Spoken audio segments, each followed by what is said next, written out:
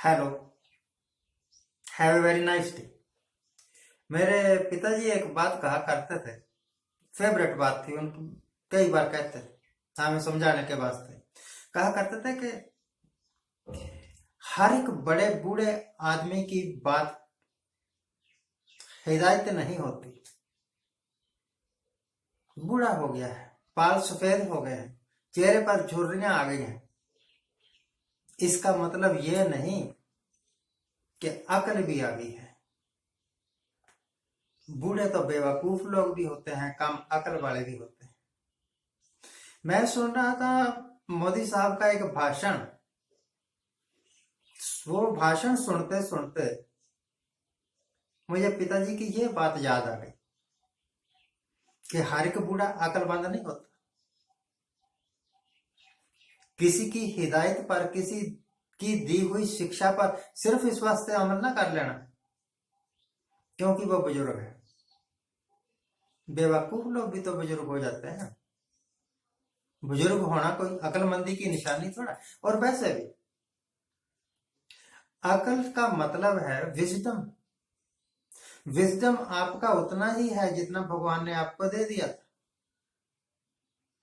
उम्र बढ़ने के साथ साथ विजडम नहीं बढ़ती, बुद्धि नहीं बढ़ती, बस थोड़ी चालाकियां और ज्यादा सीख जाते हैं कि किस तरह ज्यादा से ज्यादा झूठ बोले। और वही मोदी साहब कर रहे हैं, वही कर रहे हैं। अब तो टीवी चैनल्स, गोदी मीडिया के टीवी चैनल्स की बात कर रहा हूं, वो भी खुलेआम कहने लग गए हैं कि मोदी साहब ने ये जो कुछ बोला है ना, वो झूठ है, बेबुनियाद है। कर रहे थे बात वो कांग्रेस के मैनिफेस्टो की। तो एंकर कहता है कि मोदी साहब ने ये जो कहा है कि कांग्रेस वाले आपकी औरतों के मंगलसूत्र बिकवा देंगे, ये कांग्रेस के मैनिफेस्टो में कहीं नहीं है। मोदी साहब ने कैसे कह दी? ये बात झूठ है, बेबुनियाद है। और यह बात भी बेबुनियाद है कि कांग्रेस वाले आपकी प्रॉपर्टी आपसे छीन के, और नाम तो नहीं उन्होंने लिया कि मुसलमान, परंतु उनका मतलब यही था कि मुसलमानों में डिस्ट्रीब्यूट कर रहे हैं।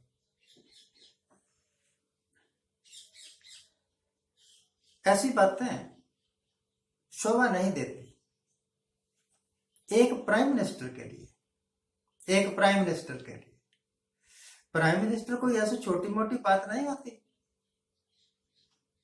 सबसे रेप्यूटेड, सबसे बड़ी पोस्ट। प्राइम मिनिस्टर का चाहे ओरल ऑर्डर ही हो, रिटर्न ऑर्डर पर तो कार्रवाई होनी ही होनी है। जवान ने ही कह दिया कि ये कर दो, तो सामने वाले की हिम्मत नहीं कि वो ना करे।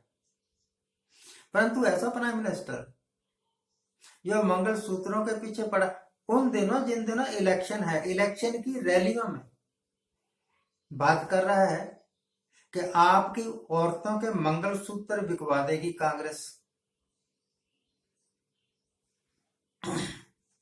कांग्रेस क्या करेगी इस बात को छोड़ो, let them go to hello.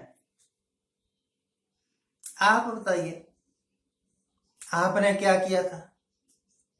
नोटबंदी हुई, हमारे हजारों रुपए, लाखों रुपए लोगों के बैंकों में पड़े थे, परंतु वो निकलवा नहीं सकते थे। हजार हजार रुपये के लिए तरसते थे। आपने ये दिन दिखवा दिए कि पैसे होने के बावजूद भी लोग भिखारियों जैसा जीवन व्यतीत करने का मजबूर हो गए थे। यही है एक प्राइम मिनिस्टर की करतूत। इट इज वेरी शेमफुल, बड़ी शेमफुल बात है। जिस वक्त बिना सोचे समझे इन्होंने लॉकडाउन किया,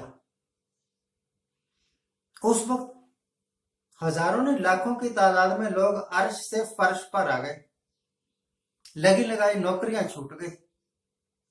सरकार का काम अगर कोई है तो एम्प्लॉयमेंट बढ़ाना है, अनएम्प्लॉयमेंट में कम करना है।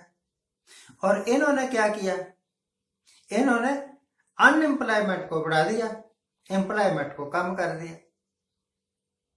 सरकार का काम होता है महंगाई वगैरह को कंट्रोल करे। मुझे सन तो याद नहीं, परंतु वह जमाना इंदिरा गांधी का था, ये मुझे याद है। मैं शायद 10वीं 11वीं में पढ़ता होऊंगा। पूरे इंडिया में छापे पड़ते थे और सैकड़ों क्विंटल अनाज पुलिस अपने कब्जे में ले लेती थी और कहते थे कि आज फलानी जगह ब्लैक मार्केटियों पर छापा पड़ा। ब्लैक मार्केट यानी जमाखोर जमा कर लेते हैं अनाज, मार्केट में स्केर्सिटी पैदा कर देते हैं, कमी पैदा कर देते हैं, और फिर जब कीमतें बढ़ने लगती हैं फिर वो अपना जमा किया हुआ अनाज या खाद्य पदार्थ महंगे भाव पर बेचते हैं। इसको ब्लैक मार्केटिंग कहते हैं। इंदिरा गांधी के जमाने में ब्लैक मार्केटियों पर बड़े सख्त कार्रवाई की गई थी और ये चलती रही, फिर बाद टाइम टू टाइम चलती रही। कोई भी सेठ अंधाधुंध मुनाफा नहीं कमा सकता था। और मोदी साहब की सरकार ने क्या किया, मोदी साहब की सरकार ने वो पॉलिसी ही खत्म कर दी। अब कोई भी सेठ कितना मर्जी भी अनाज खरीद के स्टोर कर सकता है और आम सेठ की तो अब कोई वैल्यू ही नहीं। अब अगर अनाज स्टोर करेगा तो वही करेगा जिसके पास अडानी जैसे बड़े बड़े साइलेज हो, गोडाउन हो। एक ही सेठ पूरे हिंदुस्तान का अनाज अपने कब्जे में करेगा और फिर उसकी मर्जी है फिर 2 रुपए किलो वाली चीज वो 20 रुपए में बेचता है या 50 रुपए किलो में बेचता है। सरकार को या प्राइम मिनिस्टर को अगर कोई काम करना है तो सोशल वेलफेयर का काम करना चाहिए। देश के अधिक से अधिक लोगों का भला हो सके ऐसा काम करना चाहिए।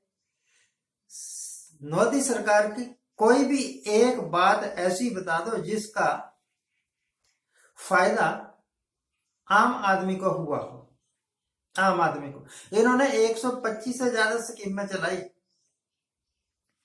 कौशल विकास की स्कीम, स्टैंड अप की स्कीम, वो एक शेर, गरारियों वाला शेर, क्या बोलते हैं उसको, मेक इन इंडिया की स्कीम, और पता नहीं 123 स्कीमें और है। एक भी कामयाब नहीं हुई। कारण पता क्या है, स्कीमें इस करके अनाउंस की गई थी ताकि उन स्कीमों के जरिए मोदी साहब का चेहरा चमकाया जा सके और देश में जगह जगह पर इश्तिहारबाजी की जा सके कि ये स्कीमें मोदी साहब ने दी। अगर सचमुच ही काम किया हुआ होता तो कुछ दिखता ना। मुझे यही बता दे कोई कि कौशल विकास केंद्र खोलने के जो स्कीमें इन्होंने चलाई थी, कितने कौशल विकास केंद्र आजकल चल रहे हैं, कितने को लोगों का कौशल बढ़ा है और कितने को लोगों को नौकरी मिली है या उन्होंने सक्सेसफुली अपना काम शुरू कर दिया। आपको याद होगा टीवी वाले, अखबारों वाले बड़े हाईलाइट करके खबर दे रहे थे कि नाली से गैस पैदा की जाएगी। अब कहाँ है वो नालियां और कहाँ पैदा की गई है गैस? नालियों से एलपीजी गैस। और वो कौन प्रयोग कर रहा है? मोदी साहब ही बता दे, हमें तो पता नहीं। तो ऐसे बेवकूफियों वाले भाषण, ऐसे झूठ तपान भरे भाषण देके आप हिंदुस्तान के अनपढ़ लोगों को कंट्रोल कर सकते हैं, अपनी तरफ आकर्षित कर सकते हैं और इलेक्शन भी जीत जाएंगे। अगर ऐसे नहीं जीतेंगे इलेक्शन तो वैसे जीत जाएंगे जैसे सूरत का इलेक्शन इन्होंने जीता, मैनिपुलेट करके। 8 बंदे खड़े, 8 के 8 ही बैठ गए और एक बंदा जो रह गया वो डिक्लेयर कर दिया कि ये जीत गया। यही खेल कर लो ना आप हिंदुस्तान के 400 सीटों पर, तो इलेक्शन करवाने का ढोंग रचने की क्या जरूरत है? कभी ऐसा हो सकता है कि एक सीट पर 8 बंदे खड़े हों और आठों ही एकदम से अपना नाम वापस ले ले। खड़े ही क्यों थे? क्यों खड़े थे?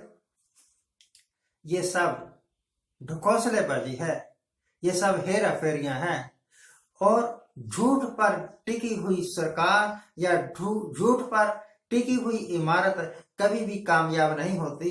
अगर ये जीत भी गए, अगर सरकार बन भी गई, तो देश का जरूर बेड़ा गर्क कर देंगे।